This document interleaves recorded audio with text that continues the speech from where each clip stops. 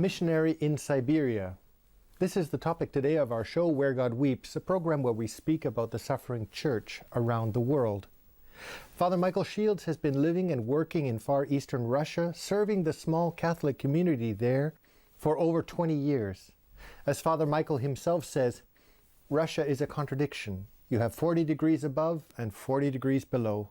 It is neither Western nor Eastern. One sees the greatest abuse and greatest humanity, maybe on the same day. Here the devil is real and evil is real. It is watered down in the West. In Russia, it's night and day. To tell us more, it's my great pleasure to welcome Father Michael Shields. Father Michael, great to see you again. It's good to be here with you, Mark.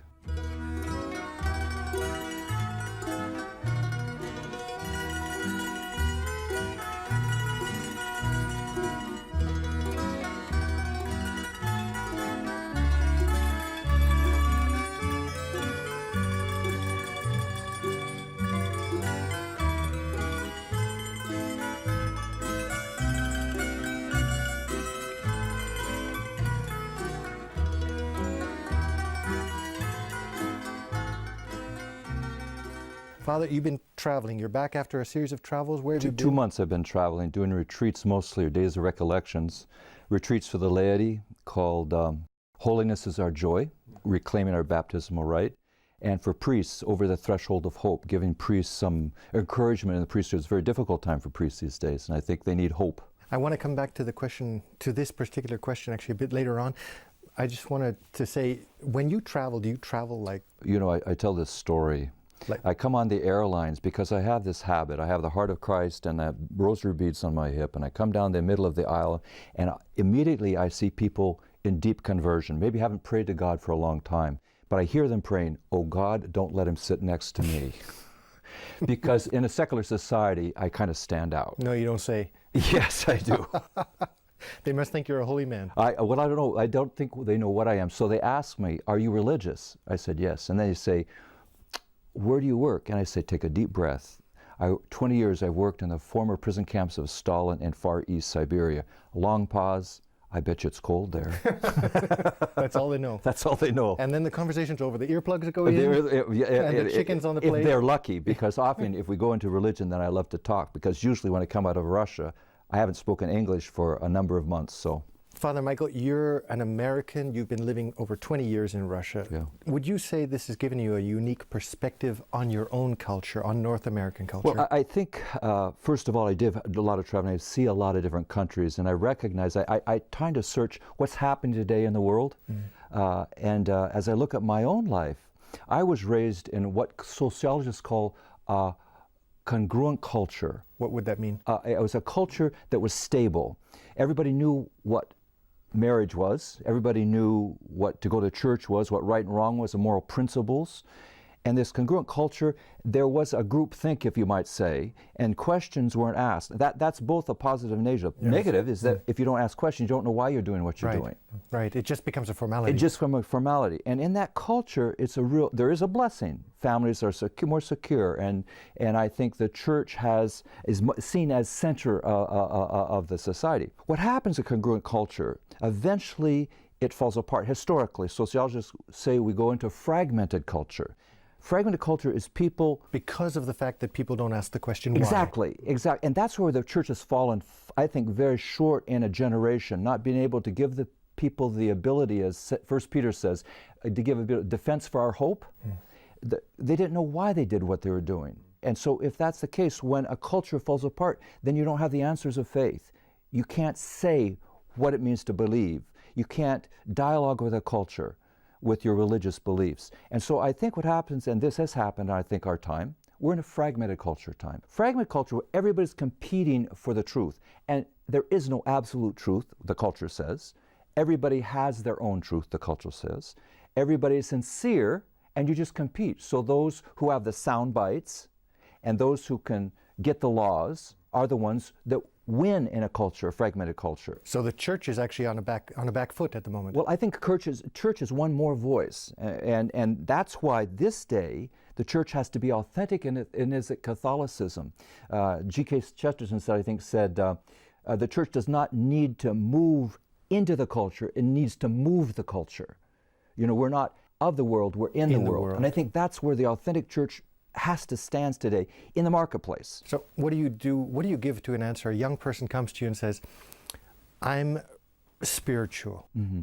I'm not religious. I don't believe in, church, but I'm spiritual. Well, you know, that's spoken a lot. Because the institutional church is often looked on as possibility, even as a barrier to freedom. And so this missing institutional church, you say I'm spiritual, which is, first I say congratulations. At least you got something. I think you're searching, but everybody's spiritual. Everybody has a hunger. But where do you find, how do you search out your spirituality? So I met this young man on the airplane, and this was a conversation. He said, are you religious? Yes, I'm not. I'm spiritual. I said, great. And we had a long conversation. Then I said to him, let's have a cup of tea. He says, great, but let's have it without the cup, because the cup is a restriction for the tea. Let's have a plate of food, but let's have it without the plate. So what the church is an institution that holds that which we drink. That's what we hunger and thirst for. The church is the plate that holds the bread of life. It has that which we hunger and thirst for. So the church serves the gospel, but we need the institution. Then I said to the young man, let's fly without a plane. You see, the church takes us somewhere. It protects our spiritual life. It guides our spiritual life. And so I think to say we're spiritual and not religious is actually illogical, to be quite frank, but I understand where they're coming from. Because maybe the church didn't do a good job in presenting its service to spirituality. Which leads us to the question is, where's the conclusion of a fragmented society, and what's the future role of the church at the end of this fragmented society? Well, first of all, fragmented society keeps fragmenting. More and more breaks. So just until it turns into dust. Yeah. And so I was reading a historical article about the Roman Empire, because the Roman Empire was a fragmented society. It was hedonistic, barbaric, and people were frightened at how far it had sunk. And the historian asked, why did Christianity, amongst the many other religions and philosophies, why did it become the major force in Roman culture and become the most popular religion, and then not only popular, the prominent religion, the Edict of Milan in the 300s. And they said four things happened. First, the hedonism was so great, people said there's got to be something else, and they hungered for a natural law. They hungered for absolute truth, a morality that could counter the hedonism. Secondly, Christianity, like no other religion, offers an ability to have people of all races together, all classes together, all economic levels together in a believing community. Nowhere in Rome could that be put together. You had slave and free men, you had rich and poor, but they weren't together. You had male and female, but they weren't together. Christianity offered a society, a freedom to have everyone together. So that's the second. The third thing is a divergency. Christianity was able to enter into a culture, not destroying the culture, but raising the culture. Yep. When you're Jewish, you have Jewish dietary laws in France or in everywhere else, but Christianity was able to move into culture and take on the culture without necessarily changing the culture. Yeah, but elevating the culture. Yes. Lastly, and this is the most interesting, the historian said, Rome chose Christianity because there was an energy. And he says, a historian, I can't say what that energy was. As a Christian, we know it's the risen Christ. Moving people from fear to courage, from fear to compassion. And so the risen Christ, the authentic experience of a Christian, of the living God, was the force of mission. So here we are in contemporary society, North American society, if we draw the parallel. The question is, what is the rock going to give us when this fragmented society reaches a point where people start to say there must be something else? Yeah. I think there's three things the church has to focus on. One is we are worshiping first. We're not a political church. We start out as a worshiping church because everybody worships something. You see, on the fragmented society, we worship culture, we worship marriage or same-sex marriage, we worship something. We make that as the primary reality of our life. The church says we worship God. And God then, who is the creator of heaven and earth, God is who we worship. And so the worship is placing God at the center. And then we act out of our worship. the authentic worship. Secondly, I think, and this Pope Francis says it very clearly, you have to evangelize with joy. People are looking for happiness. Happiness is that which the English word happens. What happens to me, I can be happy or not. Joy is not the absence of suffering, it's the presence of God. We evangelize with joy, which then takes all the grief, all the pain, all the tragedy, places it before God, and you can actually be joyful in the midst of grief. Lastly, I think this is important, that we're a church not of the culture, but in the world, but not of the world. We have to be authentic teaching in our schools, our universities, our parishes, bring the authentic Catholic message to the world, and it's a liberating message. And so these are the things I think we as a church have to be true about. We have to be able to give the defense for our hope. We have to dialogue with culture and be bold about it. You're going to have people that disagree with you. You're going to have people call you names. We have to be thick-skinned a little. Because there is a truth. Love your enemies. Now, you've seen both sides of the bridge. We've spoken about the North American culture, but you've been 20 years now in Russia. Yeah. What would you say is unique to Russian society? What is it, your perspective on Russian society today? First of all, I want to say something. I read a presentation by Patriarch Kirill, who is a Russian Patriarch of Russia. I respect quite a bit, and he was in European Union. And I don't have his text, but the gist was this. We've been there. We've gone down that road. We have denied God. We've closed our churches, and our marriages have become broken. Don't go there. Hear from Russia, who's gone the 70 years of communism and seen what communism can do, speaks to the West. And says, take care. You're going down the wrong road. So first of all, there is a witness fact. Now, it's mixed, of course. It's not pure. There's a political reality here, too. But I hear that as almost a prophetic statement. Secondly, Russians forgive well. In my parish, for instance, the situation with Ukraine and Russia right now is very present in the news. And in my parish, I have Ukrainians and I have Russians. Ukrainians that have friends and family in the area. They are in one pew together praying. Praying for praying peace. For their families, praying for peace. That's the best of the church. That's the best of the church, a forgiving church, a praying church. Russia, at the same time, they say 68, I quote a figure here, 68% of Russians surveyed describe themselves as Orthodox, up from 52% in 1997, so there's a growth. But at the same time, there's concern about, is it Orthodoxy, is it a cultural phenomenon or is it really a spiritual phenomenon? I think you'd ask any Orthodox priest and they would say it's a real danger that the faith is weak and that it's more of a cultural phenomenon than actually a faith phenomenon. And I think any Orthodox bishop would say the same. They would rather have their congregation really deep in the Orthodox faith, because when a person is deep in the Orthodox faith, they have a tremendous prayer life, a tremendous fasting and ability to fast and to present themselves a gospel.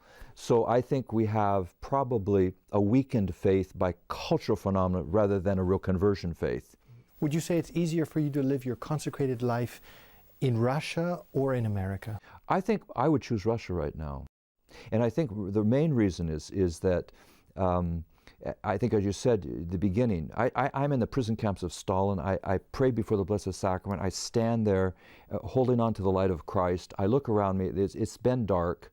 I think it's easier to see the light in the dark there. I think it's more masked in the West, but not for very long. Not for very long. I think we're going to see much more oppression, much more political problems with the church, more demands culturally that the church cannot respond to and stay truthful. I think the West we're going to enter into a time of great difficulty, but great faith. Great faith.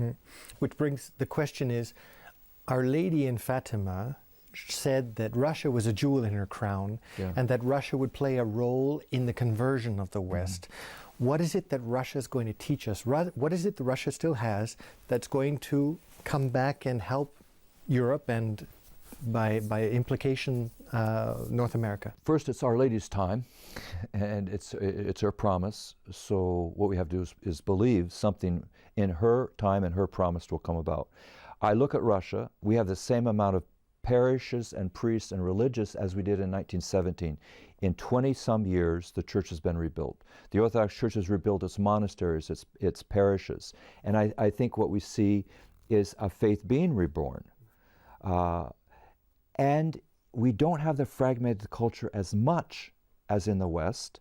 There are other problems, but there is a protection somehow from this culture.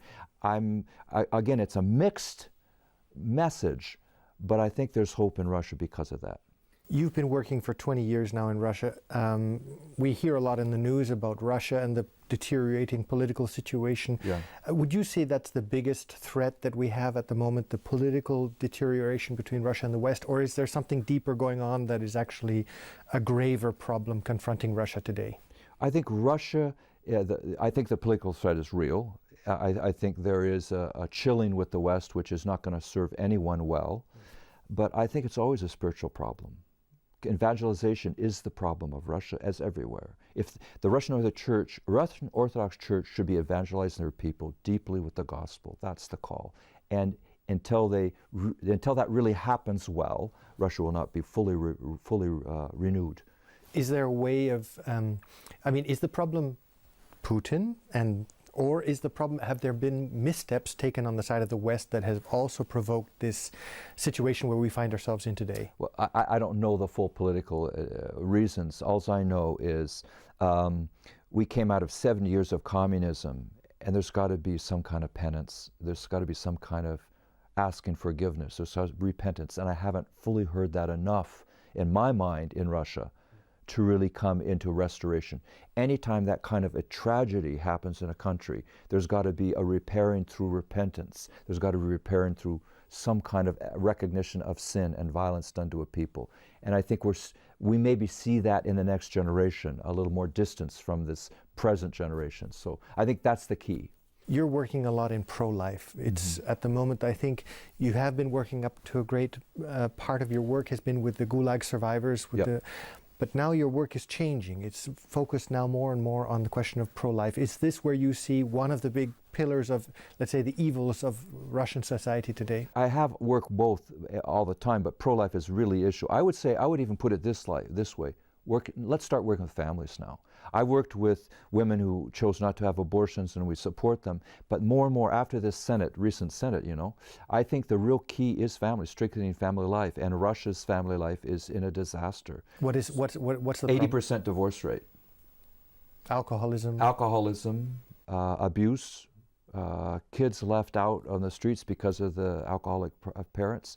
So my sense is today, that's where it's a good offense is a good defense. And so you run out towards the families that are real secure in their marriages, and you hold on to them and strengthen them. And I think that's also what the Holy Father is saying.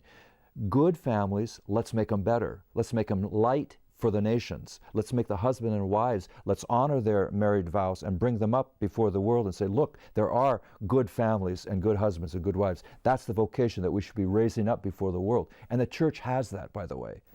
It's incredible call to vocations of marriage. And how do you see that in your own work? How do you translate that into your work in Russia? What I do oftentimes is we have marriage courses.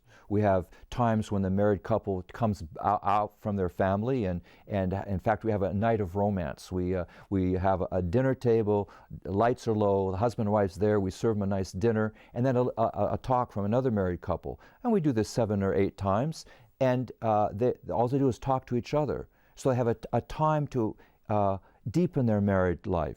And so I think that's very important. The church must spend more time strengthening marriages.